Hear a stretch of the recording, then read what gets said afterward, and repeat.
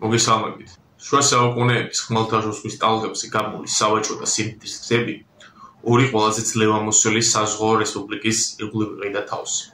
ერთი ვენეცია, ლაგუნების ქალაქი, სადაც დიდრული პალაცოები და წითელი ნავები ადრიატიკის ზღვის სარკეში ირეკლებოდა. ხოლო მეორე კი გენუა, ლიგურიის ზღვის გული, სადაც მეწამული ჰორიზონტი ქალაქის მაღალ ნავსადგურებსა და შენობებს ერწყმოდა. ვენეციელებს და გენუელებს არა მხოლოდ ზღვის გაკონტროლება, არამედ დიდებისკენ სწრაფად საერთიანებდათ. ისინი იყვნენ უდიდესი მოგზაურები, ვაჭრები, ავანტურისტები, რომელმაც არა მხოლოდ შეცვალეს იმდროინდელი მსოფლიოს ურკები, არამედ ახალი საზღვრების გაუხსნეს. ამ ვიდეოში გავაცოცხლებთ ისტორიას, რომელიც გასდა არა მხოლოდ იტალიის საზღვრებს, სადაც ვენეცია და გენუა ერთმანეთს პირველობისთვის ეჯიბრებოდნენ, არამედ გავაცოცხლებთ იმ ისტორიას, თუ როგორ გადაეცა ეს ორი საზღვაო სახელმწიფო მსოფლიოს უმნიშვნელოვანეს რესპუბლიკად. ისტორია იწერება არა მხოლოდ ხმლით, არამედ ზოგჯერ მისი ყველაზე მნიშვნელოვანი თავები იწერება ნავით. ასე დაიწყო ვენეციისა და გენუის ეპოქაც.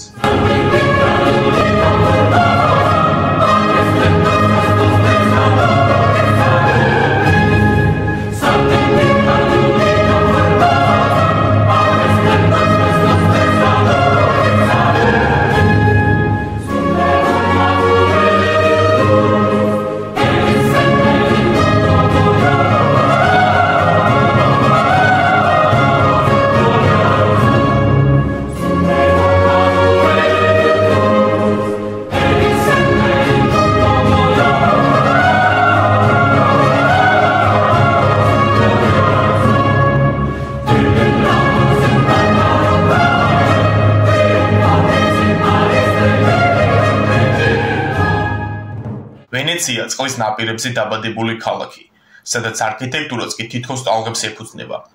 მისი ისტორია იწყება ადრიატიკის ზღვის ლაგუნებში, სადაც თავდაპირველად ტოლულებმა დააფუძნეს დასახლებები. ეს იყო ადგილი, რომელსაც ბუნებამ თითქოს გაურკვეველი ბედი აჩუქა. ვენეციის რესპუბლიკის სიმბოლო გახდა ძლიერი ფლოტი და მსოფლიო ვაჭრობა. მისი სავაჭრო გემები, სუნელები და აბრეშუმით და სხვა განზეულობით დატვირთული მიემართებოდნენ შორეულ აღმოსავლეთამდე. უკან კი ოქრო და გავლენა მოჰქონდათ. ვენეცია იყო ზღვის დედოფალი, სადაც თითოეული არხი და ბროლივით სარკე ქალაქის სიდიადეს ასახავდა. ვენეციის სახელმწიფო მოწყობა უნიკალური და კომპლექსური იყო, რადგან ეს იყო რესპუბლიკური მონარქია, რომელშიც ხელისუფლების ძალაუფლება ხელოვნურად იყო გაყოფილი სხვადასხვა ინსტიტუტს შორის. დოჟი იყო ქვეყნის ოფიციალური მმართველი, თუმცა მისი ძალაუფლება შეზღუდული იყო. სენატი წარმოადგენდა მთავრობას, რომელიც იყო პასუხისმგებელი საგარეო საქმეებზე. იგი შედგებოდა 60 წევრისგან. დიდი საბჭო, იგივე ლეგისლატიური ორგანო, წარმოადგენდა ვენეციის ხალხს. რესპუბლიკა ერთ-ერთი ყველაზე გრძელვადიან მმართველობას წარმოადგენდა შუა საუკუნეების ევროპაში. ვენეციის რესპუბლიკა მრავალი დიდებული მოვლენით გამოირჩევა, თუმცა მისი ისტორიის ერთ-ერთი ყველაზე მნიშვნელოვანი ფურცელი უკავშირდება მეოთხე ჯვაროსნულ ლაშქრობას. 1201 წელს, როდესაც ჯვაროსნებმა უზარმაზარი არმია შეაგროვეს წმინდა მიწის დასალაშქრად, მათ წინაშე ერთი პრობლემა წარმოიშვა, თუ როგორ გადასულიყვნენ ევროპიდან აზიაში. მათ დახმარებას თხოვეს ვენეციელებს, რადგან მათი ფლოტი ყველაზე ძლიერი და ორგანიზებული იყო. ვენეციის დოჟმა ენრიკე დანდოლომ ამაში უზარმაზარი პოლიტიკური და ეკონომიკური სარგებელი დაინახა, მან დიდი თანხის ანაცვლო შესთავაზა დახმარება ჯვაროსნებს და როდესაც ჯვაროსნებმა ეს თანხა ვერ გადაიხადეს, ახალი შეთავაზება გაუკეთა მათ. ვენეციის დახმარების სანაცვლოდ ჯვაროსნებს უნდა დაეპყროთ კონსტანტინოპოლი, ბიზანტიის დედაქალაქი, რომელიც იმ დროისათვის ყველაზე ძლიერი, არა მარტო ეკონომიკურად, არამედ პოლიტიკურადაც უმნიშვნელოვანესი ქალაქი იყო და ის ხელს უშლიდა ვენეციელებს ვაჭრობაში. 1204 წელს ვენეციელების დახმარებით ჯვაროსნებმა აიღეს კონსტანტინოპოლი. მსოფლიოს უდიდესი და უძლიერესი ქალაქი პირწმინდად გაანადგურეს. ვენეციელებმა და ჯვაროსნებმა გაძარცვეს ქალაქი და თან წაიღეს მისი აურაცხელი სიმდიდრე და მათ შორის მნიშვნელოვანი ქანდაკებები, რომელიც შემდეგ და დღესაც ინახება ქალაქ ვენეციაში. ქალაქმა ამით უდიდესი პოლიტიკური და ეკონომიკური სარგებელიც მიიღო, იგი გახდა მსოფლიოს უდიდესი და უმდიდრესი ქალაქი და მიიღო ბიზანტიის იმპერიის გარკვეული ტერიტორიების, კერძოდ ეგეოსის ზღვის კუნძულები, ქვეყნები და ბევრი მნიშვნელოვანი ადგილები. ვენეციის რესპუბლიკის ისტორია მჭიდროდ არის დაკავშირებული ოსმალეთის იმპერიასთან.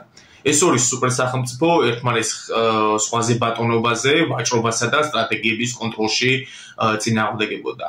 მაგრამ მათ შორის ყველაზე მნიშვნელოვანი ბრძოლა მოხდა 1571 წელს, რომელიც არის ლეპანტოს საზღვაო ბრძოლის სახელით ცნობილი.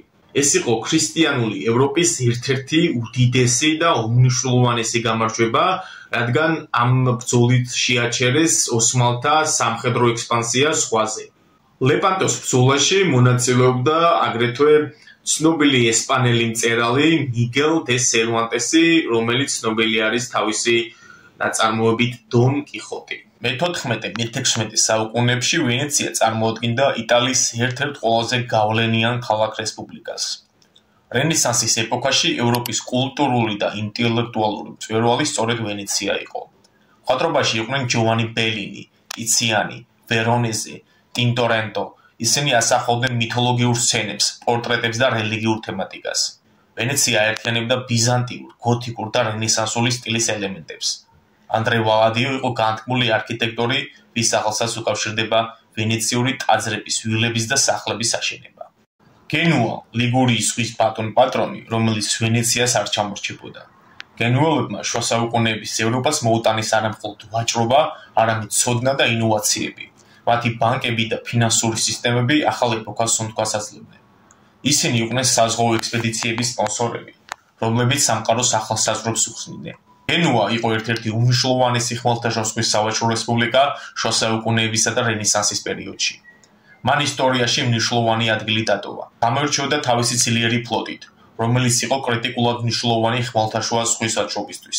ჰქონდათ სავაჭრო ურთიერთობები ბიზანტიასთან, ევროპასთან, აზიასთან, ნეპალთან და პაპუა-ახალი გვინეის სახელმწიფოებთანაც კი. გენუა იყო ერთ-ერთი პირველი ქალაქი, სადაც განვითარებული იყო ბანკირების სისტემა, რაც დიდად დაეხმარა სავაჭრო საქმიანობას.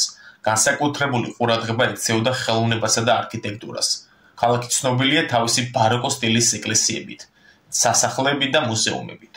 ვენეციასა და გენუას შორის მშვიდობა მაინც ხანმოკლე იყო. ისინი ერთმანეთს ეჯიბრებოდნენ არა მხოლოდ ეკონომიკურ ძალაუფლებაში, არამედ საზღვაო ბრძოლებში. მათ შორის ყველაზე ძლიერი და მნიშვნელოვანი დაპირისპირება ზღვის ომის სახელით არის ცნობილი. ვენეცია, ქალაქი, რომელიც ზღვის მფლობელი იყო, თავისი არხებითა და გონდოლებით მოდივად მისდევდა მშვიდობას. თუმცა მისი ცქერა ზღვისკენ არ იყო მხოლოდ ეკონომიკური ძალაუფლების საფუძველი, არამედ მასში პოლიტიკურ მნიშვნელობასაც ხედავდნენ. ვენეცია სულელურად მშვიდი, მაგრამ დაუნდობელი იყო, როდესაც ეხებოდა საქმე ფლოტის აღორძინებას და მეზობელთან ბრძოლას. გენუა კი გრძნობდა თავის გემებს, როგორც ცხენებს, რომლებიც ბრძოლაში პირველობას იჩემებს. ისინი ცეცხლითა და შურისძიებით დარწმუნებული იყვნენ თავიანთ სიდიადეში, როდესაც ვენეციას ებრძოდნენ. ისინი თითქოს ზღაპრის გმირებს ჰყავდნენ, რომლებიც პირველობისაკენ მიიწევდნენ. როგორც ძველ დროში, დღესაც ჩანს მათი სული, შთამაგონებელი, ძლიერი და ზღვაში არსებულ დიდებასთან დამოკიდებული. ამით ეს ჩანაწერი დასრულდა. მადლობა ყურადღებისთვის, გამოიწერეთ არხი.